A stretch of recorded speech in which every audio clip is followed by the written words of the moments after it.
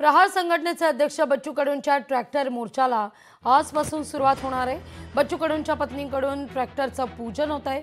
अपंग शेतमजूर, दिव्यांग शेतमजूर, श्या मेंढ्यांचं या ठिकाणी पालन करण्यात आलेलं आहे आणि त्यांचं देखील या ठिकाणी पूजन। काही वेळातच बच्चू कडू हजारो ट्रॅक्टरसह नागपूरच्या दिशेने रवाना होतील।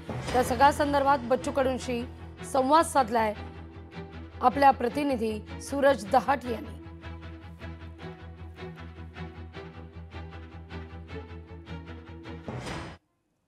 बच्चू कडू जी यापूर्वी देखील उपोषणाला बसले होते आणि ते उपोषणाला बसल्यानंतर शेतकऱ्यांच्या सगळ्या प्रश्नांच्या अनुषंगानं, त्यांच्या सर्व मुद्द्यांच्या अनुषंगानं सरकारनं ते ताबडतोबीनं सोडवले पाहिजे अशा प्रकारची आमची मागच्या वेळेसही जाहीर भूमिका ही होती। यावेळेसही बच्चू कडूंनी आंदोलनाच्या संदर्भामध्ये प्रदेश काँग्रेस अध्यक्ष या नात्यानं मलाही पत्र पाठवून त्या संदर्भामध्ये पाठिंबा मागितलेला आहे आणि या सर्व प्रश्नांच्या अनुषंगानं काँग्रेस देखील आंदोलनात्मक आणि एक फार मोठी मोहीम काँग्रेसने सुरू केलेली आहे।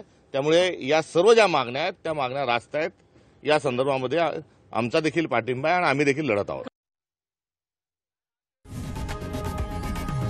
लोकशाही मराठी ऐका, पहा, जागरूक रहा।